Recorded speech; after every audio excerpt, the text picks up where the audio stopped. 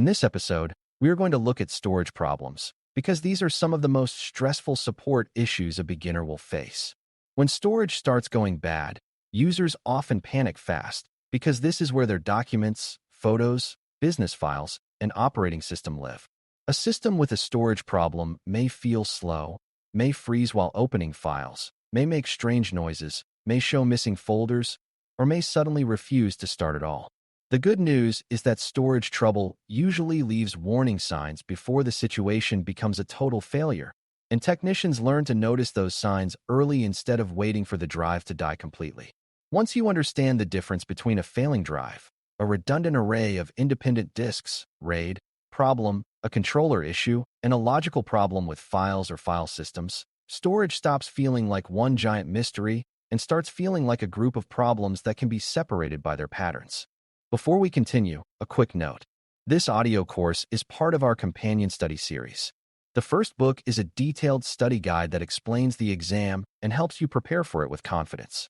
The second is a Kindle-only ebook with 1,000 flashcards you can use on your mobile device or Kindle for quick review.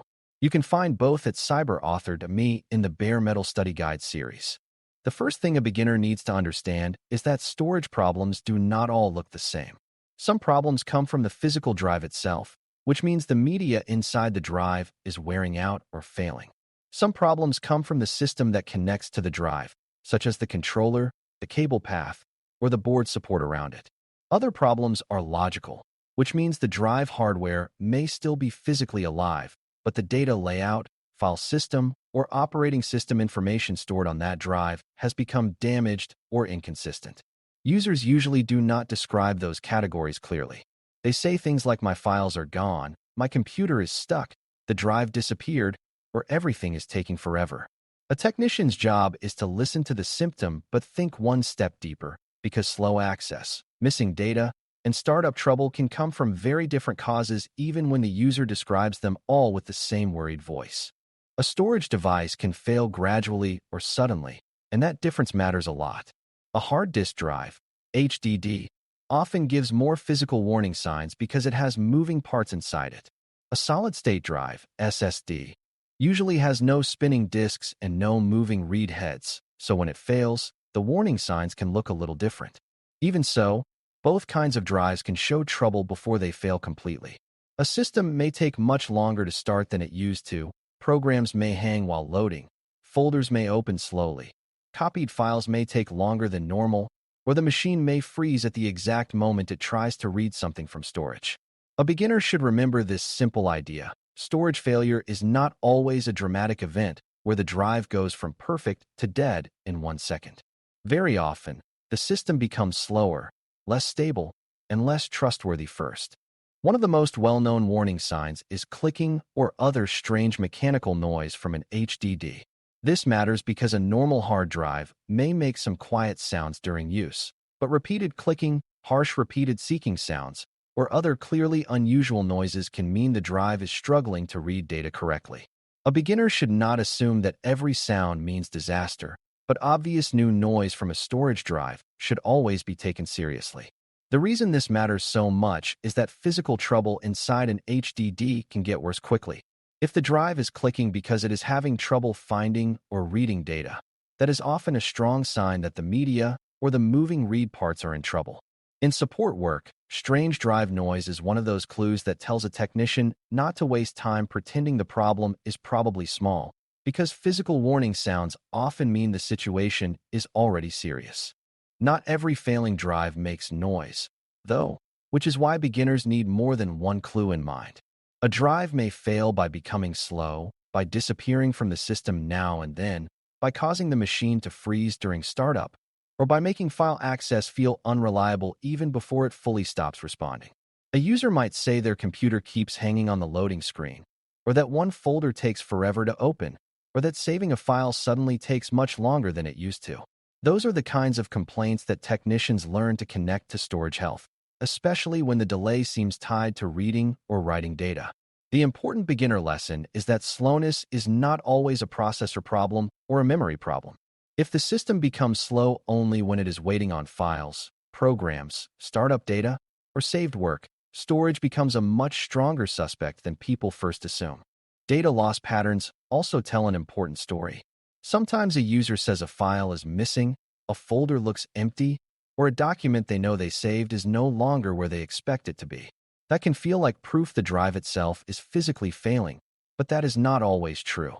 A technician has to decide whether the data is disappearing because the drive cannot reliably read it anymore, because the file system is damaged, because the operating system is confused about where the data lives, or because the user is looking in the wrong place after a sync, move, or account issue. In other words, disappearing data can come from physical failure, but it can also come from logical confusion. Beginners need to understand that storage support is not only about bad hardware. It is also about reading the pattern of loss. Is one file missing, many files missing, or the whole drive missing? That question changes the direction of the diagnosis a great deal. Logical problems are especially important because they can make a healthy-looking drive act unhealthy. A logical problem means the structure used to organize data has been damaged, corrupted, or made inconsistent in some way. The drive may still spin, still connect, and still be seen by the system, but the data may not be where the operating system expects it to be, or the file system may have errors that stop normal access. To a user, this can look exactly like physical drive failure because files may vanish, folders may become unreadable, or the system may refuse to boot. A beginner should think of this as the difference between a bookshelf being destroyed and the labels on the bookshelves being scrambled. In one case, the physical storage is broken. In the other case, the storage may still be there, but the map that tells the system how to use it is damaged. That is why technicians do not call every missing file problem a dead drive right away. Controller issues create another kind of confusion because the drive itself may be healthy while the path to the drive is unstable. A storage controller is the part of the system that helps manage communication between the motherboard and the storage devices. If the controller has trouble, the drive may appear and disappear, performance may become inconsistent, or the whole system may act as though multiple drives are failing at once even though the drives themselves are not the root problem. This is one reason beginners should not blame the drive immediately every time a storage device vanishes from the operating system. If several drives are acting strangely, if a whole group of storage devices disappears together, or if the symptoms point more toward a broken connection path than one dying device, a controller-related issue becomes more likely. The drive is where the data lives, but the controller is part of how the system reaches that data, and if that path is damaged, the result can look a lot like drive failure. Cables and connections matter too, especially because they can create storage symptoms that feel much larger than the real cause. A loose connection, damaged cable, poorly seated drive, or unstable power path can lead to disappearing drives, long delays, or repeated attempts by the system to reconnect to the device. A beginner may feel disappointed by this because it sounds almost too simple compared with the serious symptoms being reported, but support work is full of simple causes hiding behind dramatic complaints. A storage device that drops in and out of view may not be physically dying at all. The problem may be that the connection to it is unreliable, which creates read failures, startup delays, and odd behavior across the operating system. That is one reason good technicians always think about the whole storage path instead of staring only at the drive itself. The device, the connection, the controller, and the logical structure all have to work together. RAID adds another layer because now the technician is not dealing with one drive alone, but with a storage setup made of multiple drives working together in a planned way. Beginners sometimes hear RAID and assume it simply means the system is safer, faster, or both, but the truth depends on how the RAID level is designed and what kind of failure has occurred. The most important beginner idea is that a RAID warning or alarm is not something to ignore just because the system is still running. One of the main reasons businesses use some RAID setups is so the system can keep working even if one drive fails. That continued operation is helpful, but it can also trick inexperienced people into thinking nothing urgent is happening. In reality, a degraded array means the storage protection is already reduced, and the system is one step closer to a more serious outage or possible data loss if another part fails. A degraded array means the RAID setup is no longer working with its full expected set of healthy drives. The system may still be online, files may still open, and users may still be working, but something inside that shared storage arrangement is no longer healthy. This is why RAID alarms matter so much. They are often telling the technician that the system has moved from normal protected operation into a weaker state, where another failure could become far more damaging. A beginner should understand that a degraded array is not the same as an immediate total data loss event, but it is also not something to postpone casually. Good technicians respect these warnings because the point of RAID is not that it makes storage problems disappear. The point is that it gives the system a chance to survive certain failures without total downtime. And that chance only helps if someone notices the warning and acts before the situation gets worse. Storage delays are another strong clue, and they often show up before users mention missing data or failed startup. A system may pause for a long time when opening large folders, saving files, starting applications, or shutting down. A networked system may seem normal until it tries to pull data from one particular storage area, and then the whole experience becomes slow or stuck.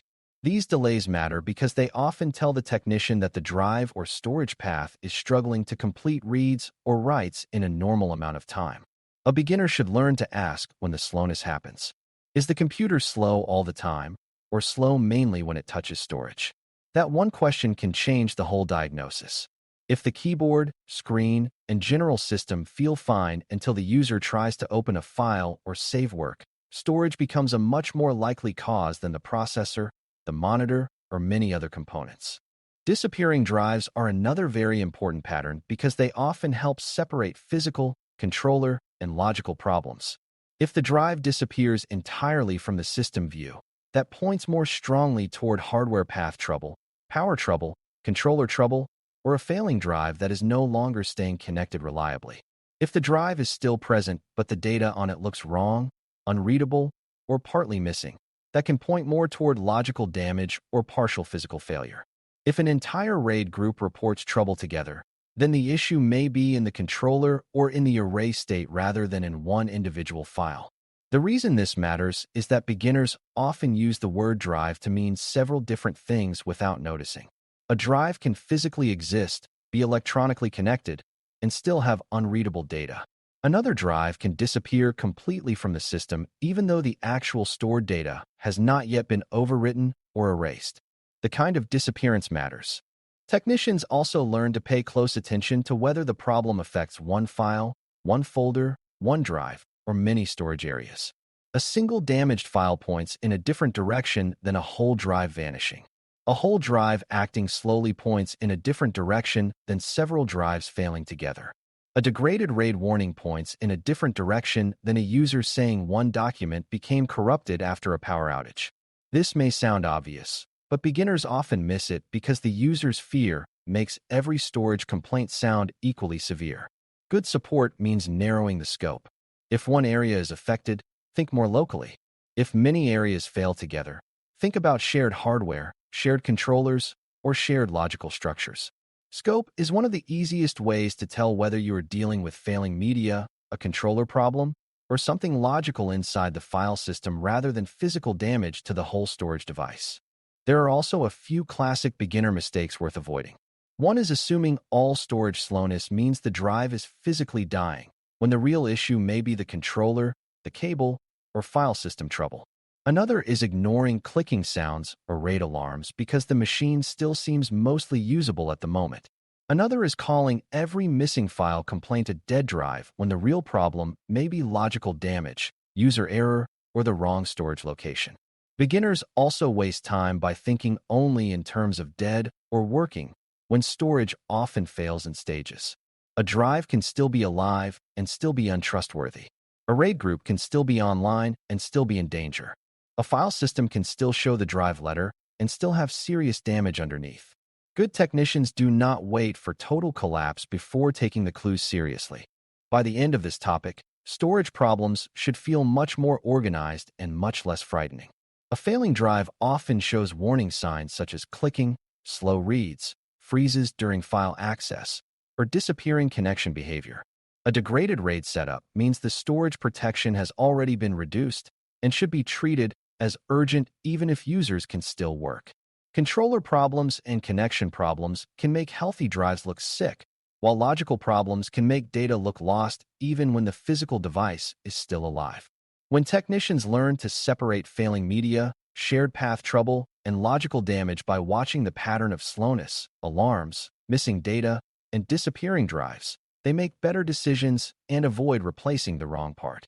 That is the real goal here for a beginner. Not to panic when storage acts strangely, but to notice what kind of strange behavior is happening and use that pattern to decide what the problem is most likely to be. Thanks for listening.